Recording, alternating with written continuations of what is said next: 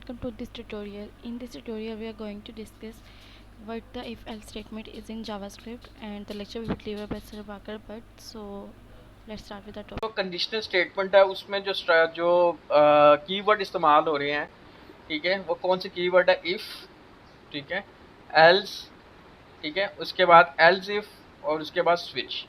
ये चार कीवर्ड इस्तेमाल हो रहे हैं हमारे पास कंडीशनल या सिलेक्शन स्टेटमेंट में। अब हम देख लेते हैं कंडीशनल स्टेटमेंट्स क्या होती है। Conditional statements are used to perform different action based on different condition. Condition की बेस पर आप अपनी स्टेटमेंट को स्किप कर सकते हैं या फिर आप उसको एग्जीक्यूट कर सकते हैं बाय गिवन कंडीशन, ठीक है। Very often when you write code you want to perform different action for different decision, ठीक है जी। कंडीशनल स्टेटमेंट को हम डिसीजन मेकिंग या डिसीजन स्ट्रक्चर भी कह सकते हैं, क्योंकि आप डिफरेंट कंडीशन के ऊपर जो है ना डिसीजन ले रहे होते हैं कि अगर ये जो स्टेटमेंट ट्रू है तो ये कर दो, अगर फॉल्स है तो ये कर दो, ठीक है। तो जो डिसीजन मेकिंग है आपकी ये कंडीशनल स्टेटमेंट्स के ऊपर होती है। डेली लाइफ रूटीन की एग्जांपल ले लेते हैं कि फॉर एग्जांपल अगर आपने सुबह कॉलेज के लिए निकलना है, ठीक है, तो अब आपके पास डिसीजन मेकिंग है, अगर बाइक ख़राब होगी तब क्या करेंगे, ठीक है जी। एक सेकंड वेट। तो इसमें अभी हमारे पास जो समझने वाली चीज़ है वो क्या है कि हमने देखना है कि इफ़ कैसे वर्क करता है, एल्स कैसे वर्क करता है, ठीक है जी। एल्स इफ में क्या यूज़ होगा या एल्स इफ कैसे चलेगा, एंड स्विच स्टेटमेंट क्या होगा, ठीक है। तो जो स्विच स्टेटमेंट है वो हम कल स्टडी करेंगे। आज हमने जिन पे काम करना वो इफ़, एल्स और एल्स इफ है, ठीक है। अच्छा जी, चले जी, अब देखते हैं हम। अच्छा, ये जो सा इफ जो सा हमारे पास कीवर्ड, ठीक है। कीवर्ड क्या है? कीवर्ड प्रोग्रामिंग के अंदर स्पेशल इनके मीनिंग या पर्पस होते हैं। जैसे VAR का मतलब होता है डिक्लेयर करना, और इफ़ का मतलब है यहाँ पे डिसीजन मेकिंग करना है, ठीक है। और इफ़ वर्किंग कैसे करता है ये देखिए जी। आपने सबसे पहले इफ़ लिखना है। दोबारा एक दफ़ा मैं लिख कर बता देता हूँ इफ़ का सिंटैक्स क्या है। सबसे पहले हम सिंटैक्स देख लेते हैं। आपने इफ़ का कीवर्ड लिखा, स्मॉल ब्रैकेट लगाई, ठीक है, और उसके बाद कर्ली ब्रेसिस लगा दी, ठीक है। अब जो भी काम करना आपने इस कर्ली ब्रेसिस के अंदर, इस इफ़ के ब्लॉक के अंदर, इसको इफ़ का ब्लॉक बोलते हैं। कर्ली ब्रेसिस स्टार्ट की, कर्ली ब्रेसिस एंड की, ये आपका इफ़ का ब्लॉक है। जो भी आपने स्टेटमेंट लिखनी है, जिनको एग्जीक्यूट करवाना है, वो आपने इस इफ़ के ब्लॉक के अंदर लिखना है, ठीक है। इसको हम इसलिए तो हम कंडीशनल स्टेटमेंट कहते हैं कि आप पहले कंडीशन देते हैं, ठीक है। जैसे आपने कंडीशन दे दी कि x इक्वल टू 1, ठीक है। ये जो हमारे पास इक्वल ऑपरेटर है ये कंपेयर करता है वैल्यू को, वो देखता है कि x में वैल्यू पड़ी हुई है कि नहीं पड़ी हुई, ठीक है। तो उसके लिए हम एक डिक्लेयर कर लेते हैं variable x is equal to 1, ठीक है। हमने एक वेरिएबल डिक्लेयर किया जिसका नाम x है और उसके अंदर हमने 1 रख दिया। अब हम हम एक कंडीशन लगा रहे हैं कि अगर x बराबर है 1 के, अगर तो x बराबर है 1 के, तब क्या करना है? जो भी करना है तुमने इस ब्लॉक ऑफ इफ के अंदर ही करना है, ठीक है। और ये देखिए जी, ये आपका जो सिंगल इक्वल का साइन है इसको असाइनमेंट ऑपरेटर कहते हैं।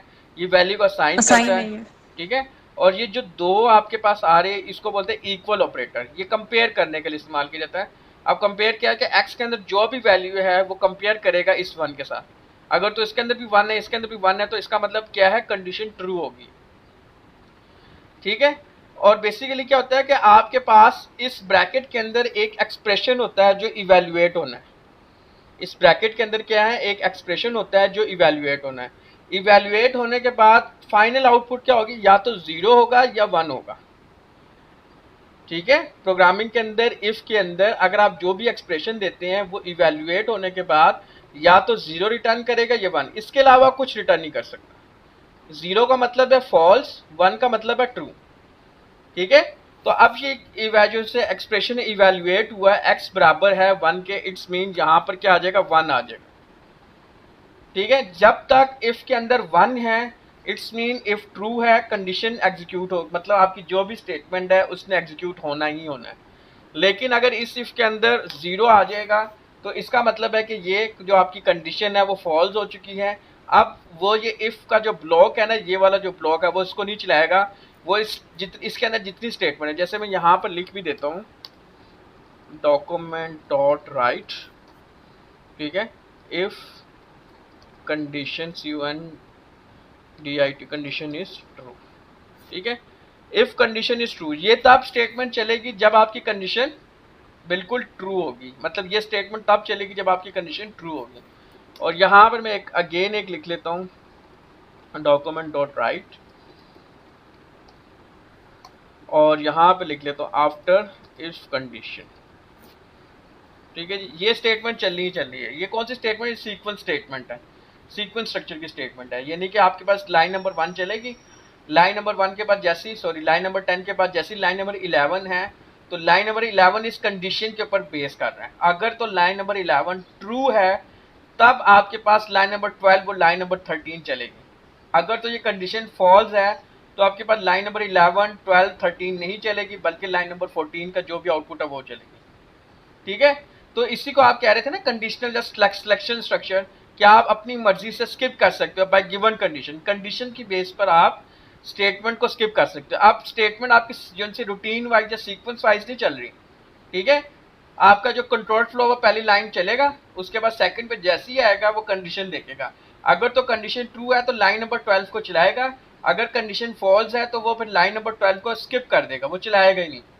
तो वो स्किप करके कहाँ पे आ जाएगा? लाइन नंबर 14, जो कि चलनी ही चलनी है, क्योंकि इसके अंदर कोई इफ नहीं लगा हुआ।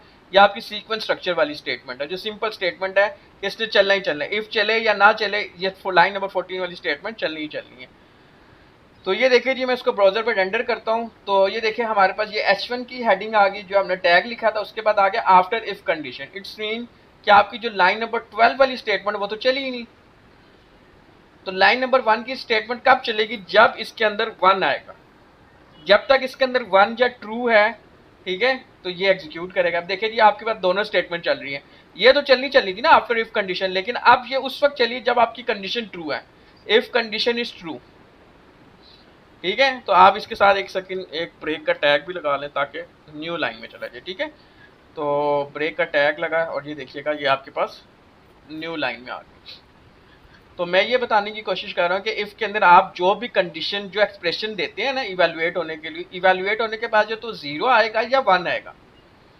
ठीक है, अब मैं यहाँ पे एक्सप्रेशन दे रहा हूँ x बराबर है 1 के। ठीक है, कंडीशन ट्रू है कि फॉल्स है? जी कोई बताएगा मुझे? ट्रू हो जाएगी। कंडीशन ट्रू है, कंडीशन ट्रू है, इट्स मीन कोई आउटपुट में चेंज नहीं आया। ठीक है जी, लेकिन अगर जैसे मैं यहाँ पर 1 की जगह 2 कर दूं, अब कंडीशन यहाँ पर फॉल्स है, ये जो एक्सप्रेशन है वो इवेलुएट होगा। इवेलुएट होने के बाद वो रिटर्न क्या करेगा? या तो 0 रिटर्न करेगा 1। अब जो रिटर्न करेगा वो 0 रिटर्न करेगा।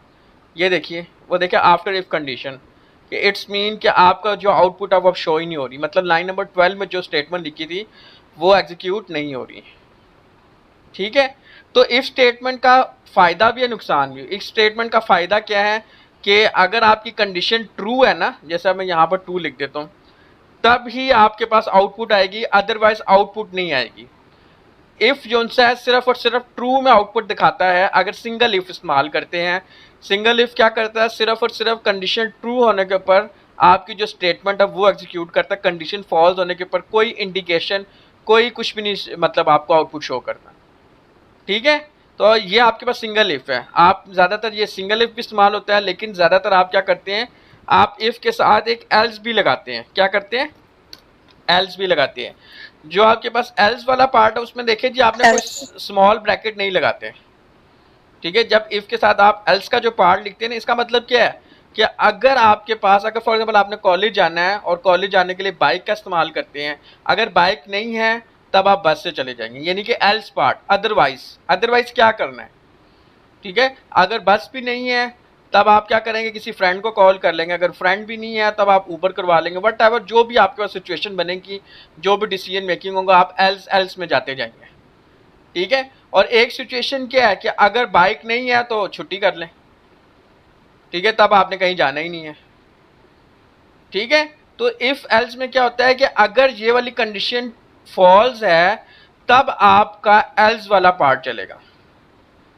ठीक है जी, तो लेट्स सी हम यहाँ पर क्या करते हैं, एल्स वाले पार्ट में आते हैं एंड डॉक्यूमेंट डॉट राइट। ठीक है, एल्स पार्ट। ठीक है, तो ये जो एल्स का पार्ट है ये कब चलेगा? जब आपकी इफ की कंडीशन फॉल्स होगी।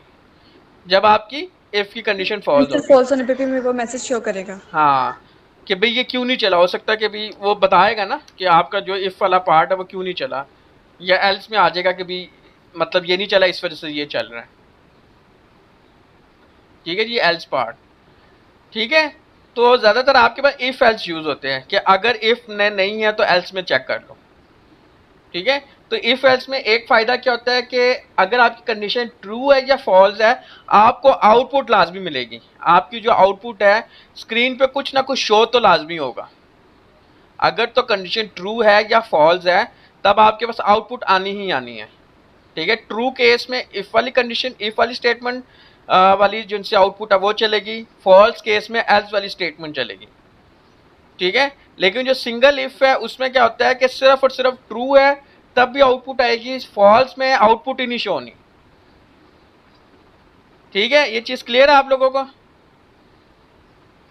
ये सर जी सर क्लियर है। आज जो आप रिपीटिशन स्ट्रक्चर पढ़ रहे हैं या सीक्वेंस स्ट्रक्चर पढ़ रहे हैं, जितनी भी प्रोग्रामिंग लैंग्वेज उठा ले, सी उठा ले, सी प्लस प्लस, जावा, पीएचपी, उन सब में कॉन्सेप्ट यही सेम है, इफ एल्स यही लगेंगे, ठीक है। सिर्फ और सिर्फ सिंटैक्स का फर्क होगा। जहाँ पे सी आउट या सी इन करते हैं वहाँ पे आप डॉक्यूमेंट डॉट राइट कर रहे हैं, यहाँ पे इको करना है पीएचपी में इको कर लेते हैं, जावा में प्रिंट एलन कर लेते हैं, ठीक है। तो इसमें डॉक्यूमेंट डॉट राइट, बाकी उसमें जो सिंटैक्स है वो इफ, उसमें भी इफ लगता है, इसमें भी इफ लगता है, ठीक है। कॉन्सेप्ट वही है कि अगर आपने जो इफ के अंदर जो एक्सप्रेशन है वो अगर ट्रू है, कंडीशन ट्रू है, तब आपका इफ वाला चलेगा। अगर आपका जो इफ का जो भी इसके जो कंडीशन थी वो फॉल्स हो जाती है तब आपका एल्स वाला पार्ट चलेगा, ठीक है। और सिंगल इफ का क्या मतलब है कि आपकी जब भी आउटपुट तब आएगी जब आपकी कंडीशन ट्रू होगी, कंडीशन फॉल्स पे कोई आउटपुट नहीं आ रही, बिल्कुल। लेकिन आपका बाज़ दफ़ा सिचुएशन ऐसी होती है ना कि आपने बताना होता है कि भी ये कंडीशन फॉल्स क्यों हुई है, ठीक है। जैसे हम एक एग्जांपल लेते हैं, हम कहते हैं एक वेरिएबल लिया, ठीक है, और हम मार्क्स दे देते हैं। फॉर एग्जांपल हम दे देते हैं जी 90 मार्क्स दे देते हैं, ठीक है, या 80 कर देते हैं, ठीक है। और यहाँ पर हम लिख देते हैं मार्क्स ग्रेटर देन 80। अगर मार्क्स ग्रेटर देन 80 है, ठीक है जी, एंड यू आर पास कर देते हैं, ठीक है। जी और उसके बाद हम क्या करते हैं जी, और अगर मार्क्स ग्रेटर देन 80 है, ठीक है, और यहाँ पर हम कर देते हैं यू आर फेल, वॉट जो नॉर्मल है, यानी कि 80 से अब हम करेंगे। अगर अच्छा चले मैं ये ना एल्स वाला पार्ट अभी ख़त्म करता हूँ, ठीक है जी। और अभी जो मार्क्स है ना वो मार्क्स में इधर 80 नहीं लिखता, वो मार्क्स में यहाँ पर क्या करता हूँ जी, प्रॉम्प्ट फंक्शन है,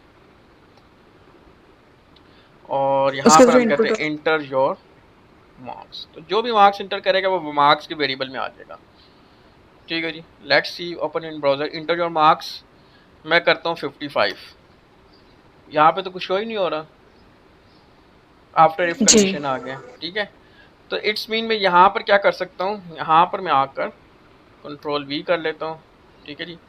अब एटलीस्ट मुझे आउटपुट तो शो होगी ना, ये देखिए जी, अगर मैं 65 भी कर देता हूँ वो आउटपुट तो शो कर रहा है यू आर फेल, या मैं अब यहाँ पे यू आर फेल की जगह मैं लिख सकता हूँ यहाँ पर एक second, you enter wrong input, marks greater than 80, ठीक है। ये देखिएगा, अब अगर मैं यहाँ पर ना जिनसे 78 भी करता हूँ, you inter wrong input marks greater than 80, यानी कि आपने इनपुट गलत दी है, आपको क्या चाहिए कि आपने मार्क्स 80 से अबव करने हैं। आपको पता लग गया अच्छा 80 से अबव, ये ले जी यू आर पास, ठीक है जी। अगेन अब मैं 90 मतलब मैं 80 से अबव कुछ भी कर लूँ, यू आर पास, ठीक है। तो यूज़र फ्रेंडली बनाने के लिए आप क्या करते हैं, इफ़ एल्स का लगाते हैं कि अगर इफ़ में फॉल्स है, ठीक है, तो फॉल्स किस वजह से है वो आप उसको एल्स में बताएं, ताकि वो नेक्स्ट टाइम जो भी आउटपुट है, जो इनपुट है, वो सही से कर सकें।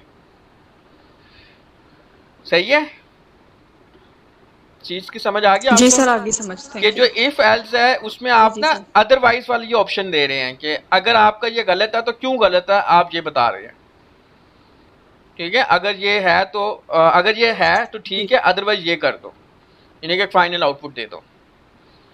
तो ये देखिए, ये एक बहुत ही सिंपल सा एग्जांपल थी, ठीक है। जो इफ एल्स कि आपके पास जो इफ के अंदर जो कंडीशन है ना, ये एक्सप्रेशन होता है जो एट द एंड 1 या 0 रिटर्न करता है, ठीक है।